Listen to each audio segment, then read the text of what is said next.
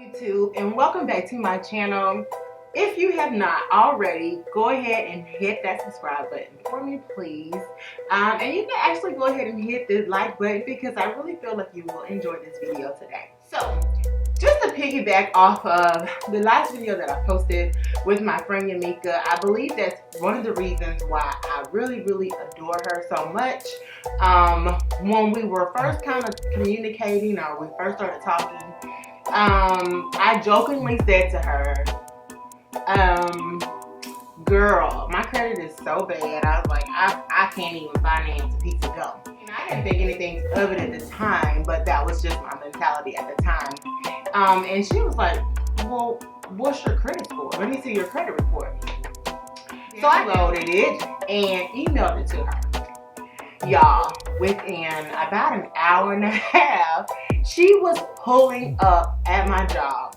She created a spreadsheet, like an Excel spreadsheet. We had a yellow level, an orange level, a green level, and she really broke down my credit report. And for the first time, I felt like really getting my credit together was achievable. I'm going to give you some of the tips that she gave me. Now keep in mind, I'm kind of hard-headed, so it was really trial and error, but it worked.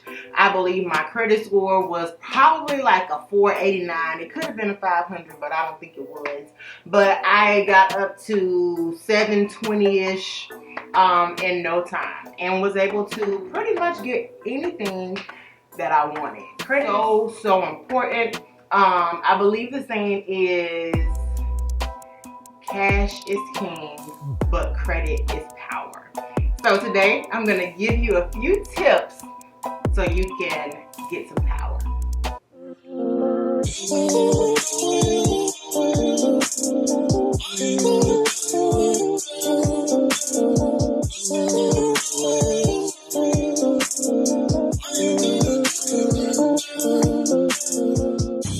One is put a plan in place to pay off the debt that you have created.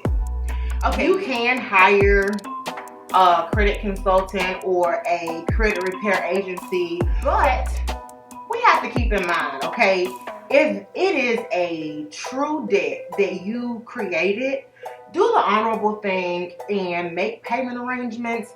Pay it off. You can do pay to delete. It may take a while, but pay it off because you know that it is a valid debt.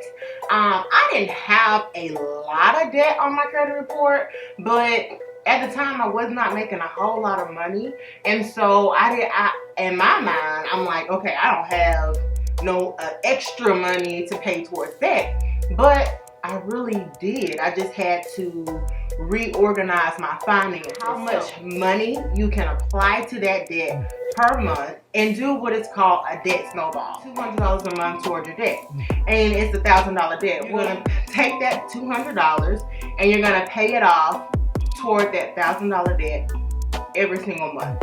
And when that debt is cleared up, you're going to take that same $200 and apply it towards a new debt, and so on until you clear everything up. Yes, it's going to take some time, but why pay somebody to do what you can do for yourself? Okay, number 2 is save, or you can use your tax return, you know, if you get one of those.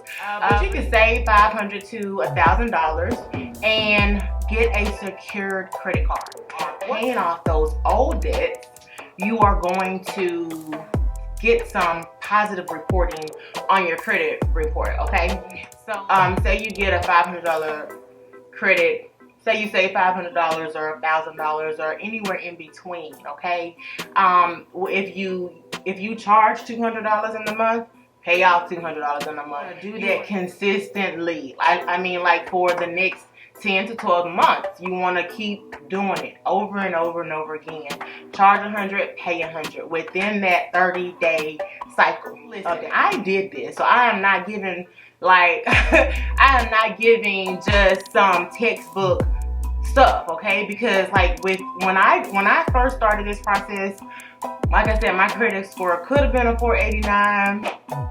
It might have been a 500 or something, I don't know. But within about 3 to 6 months, like I was sitting at a 620 something. And I was like, wow, you know, and it's a process, you know, but I think it becomes addictive because I think it becomes addictive because something that you once ignored and now you are paying towards it and you are making progress and you're seeing the progress. It's like, wow, okay, I want to pay this off, I want to pay that off. And you can find some extra money somewhere to start paying off more debt. Get that secure credit card. Get some positive reporting, okay? You have all this negative stuff reporting. Get some new positive reporting, and you're gonna watch your score go up. Number 3, if you have a friend or family member that has an old credit card, I'm talking about like an old ancient, like my sister, okay, because that is who added me as an authorized user, okay. She had a credit card because she's retired military, awesome person, I love her to death. But she was in the military for over 20 years, and it was one of the first credit cards that she got when she got in the military over 20 years ago. And I asked her to add me to the card as an authorized user. I didn't want the card. I told her, don't send me the card. You know, if they ask for an address, put your address, because I don't want the card. I just want the aged history that's attached to that card. That boosted my score up even more. So if you have someone that you know have some pretty good credit, you know, get them to add you as an authorized user. That's gonna build your credit, especially if you're young, like in your 20s, and you have a parent, because this is what I've done for my children. I've added them as authorized users on my credit cards. So by the time they graduate college, they have a credit history older than their mama. Number 4 is make all of your payments on time.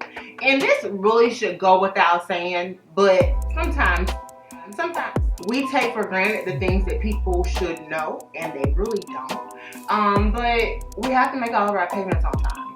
I don't care what it is. Make every single payment that you have on time, even if that requires you to do some budgeting. Like if you only get paid twice a month, well, you know what you need to do to make sure you are making your payments on time. And that means you got to skip the trip to Starbucks for a couple of days, or you know, sometimes we have to sacrifice to make sure we're getting the things that we want in our lives, okay? So make all of it what it is, okay? I don't care if it's your cable bill.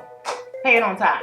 You know, when your future lenders are going to look at your payment history, you don't want a wonky jaw ghetto credit history, okay? I mean, you don't want a wonky jaw payment history. Like, you don't want to pay something every other month. You don't want to pay something late. You know, last but certainly not least, and that is, once you get your credit score up a little bit, you know, you start feeling yourself and you start applying for all these credit cards, keep your debt to income ratio low. And what I mean is, don't charge and you're only paying the minimum balance. Like, you don't want to have a $30,000 credit limit and you've charged up $25,000, and so you're only making your minimum payment every month of $500. Like your score, but you won't really be qualified for much else because you have too much on your plate, okay? So keep those balances low, pay them on time, and keep it rolling, okay? Thank you so much for watching this video. I hope you enjoyed the information that I brought to you. If you did, go ahead and give it a big thumbs up. And I would like for you guys to go ahead and subscribe if you haven't already. And I'll see you guys again on my next video. Bye.